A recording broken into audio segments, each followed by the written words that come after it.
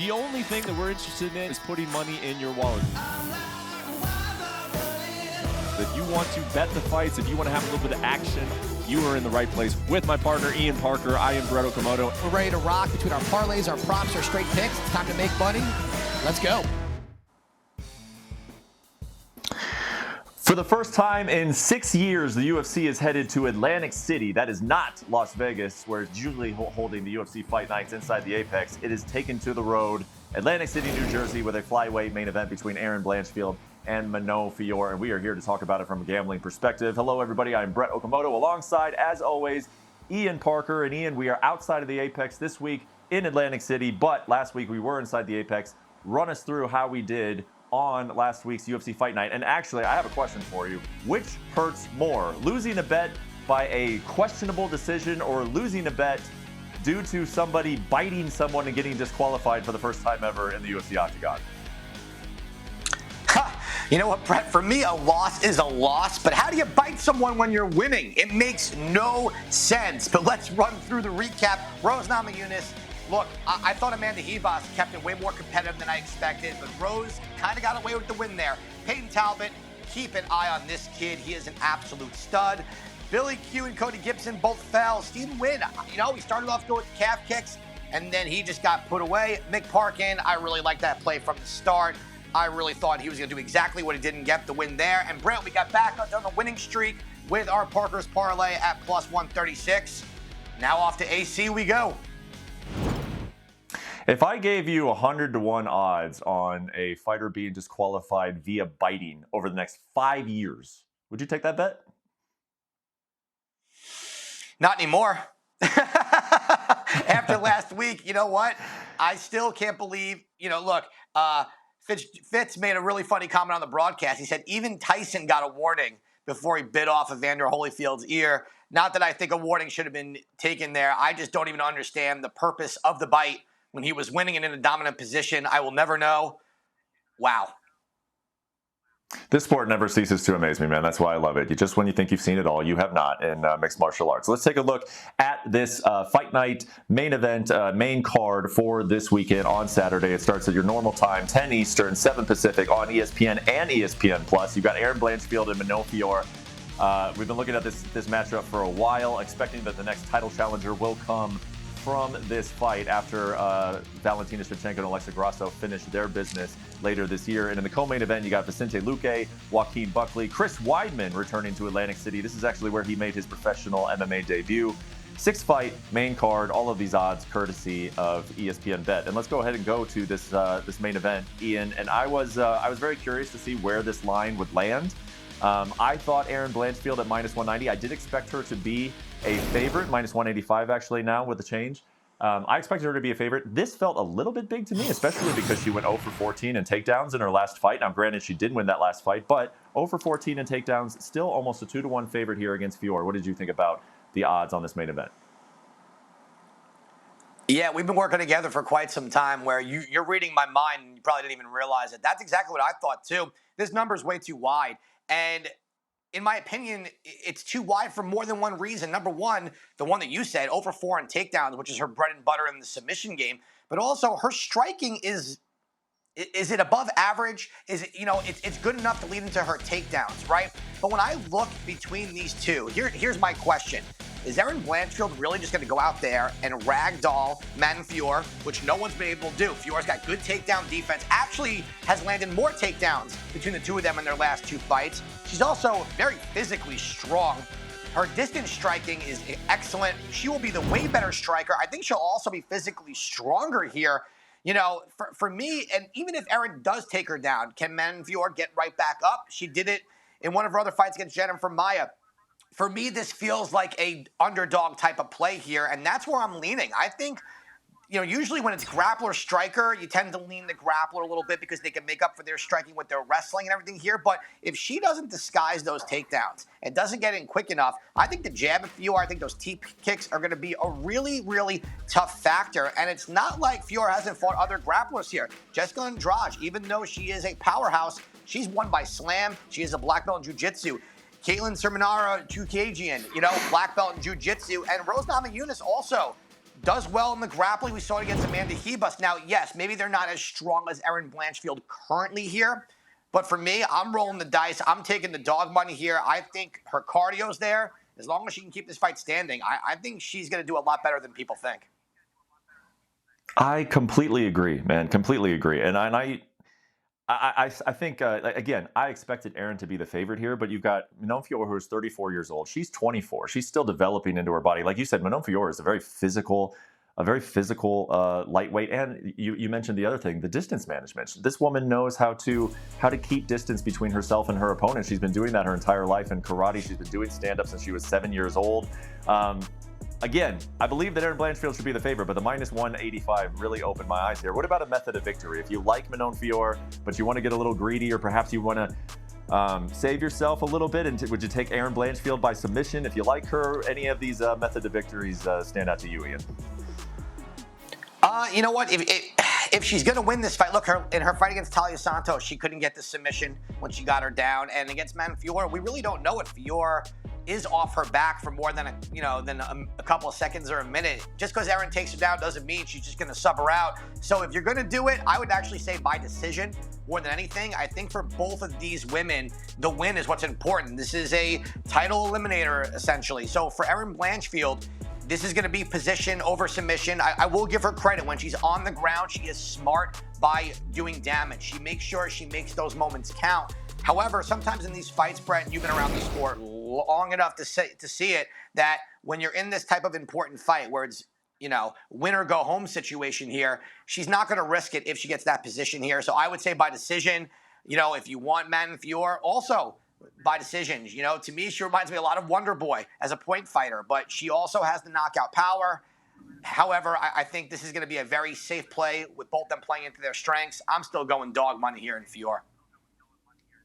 Yep. I like the play, although one thing that does give me pause is Erin Blanchfield is definitely in that point in her career where I expect her to be a lot better every single fight. We have not seen her since August. This will be a better version of Erin Blanchfield than we saw last August in her most recent fight. Let's move to the co-main event, welterweight fight between Vicente Luque and Joaquin Buckley. I think you're getting Vicente Luque at a discount, man, at -120.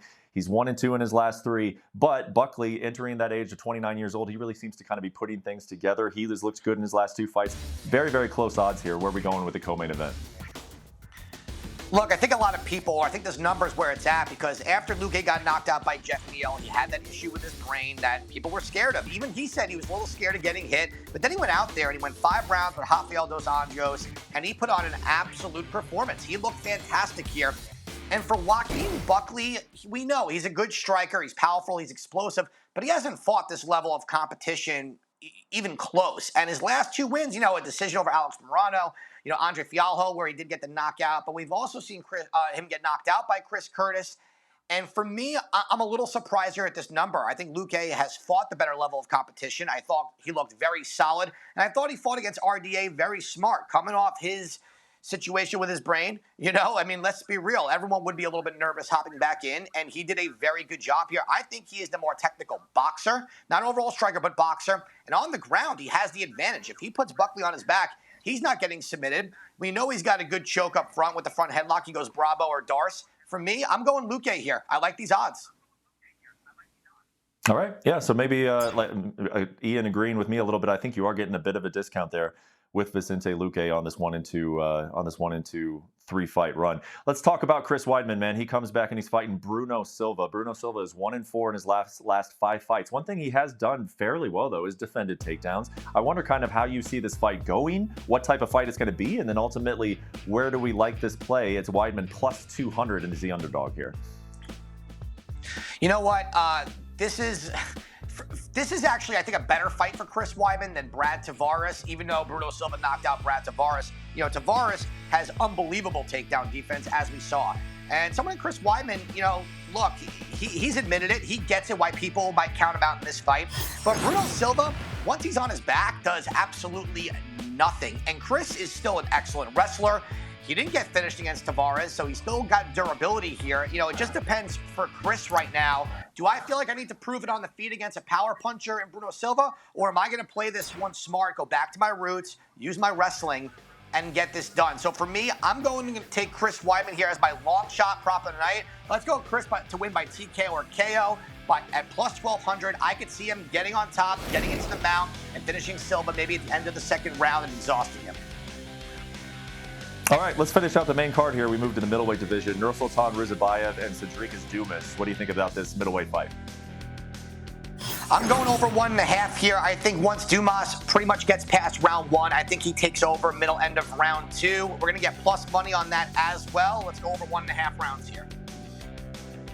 All right, and from there we go to the featherweight division. Bill Algeo taking on Kyle Nelson. What do we think of this 145-pound contest? Dude, I love the way Bill Algeo fights, and I like how Kyle Nelson's kind of re-gotten his career together. Back-to-back wins. However, Algeo's pace, that distance striking, and if it's on the ground, he is so elusive, so smart with how he takes the back. I'm going Bill Algeo here at minus 245. We're going to throw him in that parlay later on. Yep, fun guy to watch compete, Bill Algeo. And then rounding out this card on ESPN, Chidi Njokuani taking on Reese McKee. What do you see here? Look, Chidi's dropping down a weight class, and we've seen him up and down, right? This is a guy, though, who carries tremendous power, and Rhys McKee has still not won a fight in the UFC, gets rocked every single time. I think if Chidi can avoid getting taken down, keep it on the feet, I think he wins at that number. It's do or die for him. We're going with Chidi in this one. All right, that rounds out our main card on ESPN and ESPN Plus, and as we always do, we got a whole slate of prelims for you coming to you from Atlantic City, so go ahead and take it away with your prelim picks, Mr. Parker. Now, Brett, everyone loves Nate to train. He's a lot of fun, but he's running into a guy in Jamal Emmers who I just think is better everywhere. So we're going to go Emmers there. Let's go Luque Goydnes. You know that's our girl. When we do this show, we take her pretty often. We get decent enough odds, but we're going to take it a step further. Prop of the night for her to win by decision. Vanderoba is just super tough. Good off her back. I think she wins by decision there. Let's go with Julio Arce versus Herbert Burns over 1.5 rounds. Burns coming off a long layoff. Arce really looking for another win here. I think he gets it done. Let's go Dennis Bazooka, Connor Matthews over 2.5 rounds. Ibo Aslan versus Anton Turgos. Listen, with Turgos here, he's beaten Ibo before. If he can take the back, he can get it done. Otherwise, I think that fight's going to end pretty quick. I'm going Melissa Gatto, Petrosky, and let's go with Loughran here to get it done over Pacheco. All right, so there's a pick for all of the prelims, and let's move on from there to our long shot for this UFC Fight Night. 3 dogs that I think have the ability to win this fight if they're able to play it into their favor. For Chris Weidman, if he can wrestle and put Bruno Silva on his back, I think he can get it done. For Dumas, he's got to drag this fight to deeper waters. And for Petrosky, he's got to lead the dance on the wrestling. He cannot allow Jacob Malkoun to dictate the pace. All 3 dogs for plus 22.93. Let's roll. Let's go, baby. And then from there, we will go on to the best bets for this UFC Fight Night in Atlantic City. Brett, I'm rolling the dice here, man. Fiorot plus 160. I agree with you. That line is too wide for someone who I think is going to be the physically stronger fighter who can keep that distance and has good takedown defense as well. Man, Fiorot plus 160. I'm going Luque minus 120. Chidi worries me a little bit if it gets out of round 1, but his opponent has just taken so much damage. Let's go Chidi minus 140. Jamal Emmers, I expect him to take Nate to train down and hold him there for 3 rounds, minus 180. Let's go Matthews Bazooka over 2.5. And last but not least, Ibo Aslan versus Anton under 1.5 rounds. Ibo Aslan is undefeated. I'm sorry, he is 1 loss to Anton, otherwise knocked everyone else out in the first round. And let's go there. All right, so that takes us through our long shot parlay and our best bets. And now, of course, we'll get to Parker's parlay. But this is cool, man. This is something that's going to be happening on the show from time to time. It is Ian Parker's boosted parlay. For those who are 21 and over, download the ESPN BET app, and you get Parker's parlay, but you get it at boosted odds. Instead of having it at plus 225, plus 260. So you're basically just getting free value. And you've been really hot with these parlays this year in 2024, Ian. So what are we going with this first Ian Parker's boosted parlay? Yeah, no pressure on this one right now that it's on the app. Let's go Loughran, Arce, Algeo, and Luque. It's 4 of the heavier favorites here. Getting them together. Hey, you get boosted. You're at plus 260. I absolutely love that. We've got 7 out of our last 8 parlays we've won. Let's go for win number 8 here. 7 of our last 8, man. I mean, I knew that it had been going very well, but dang, 7 of 8 on the parlays is very, very good. So download the app, ESPN Bet over 21.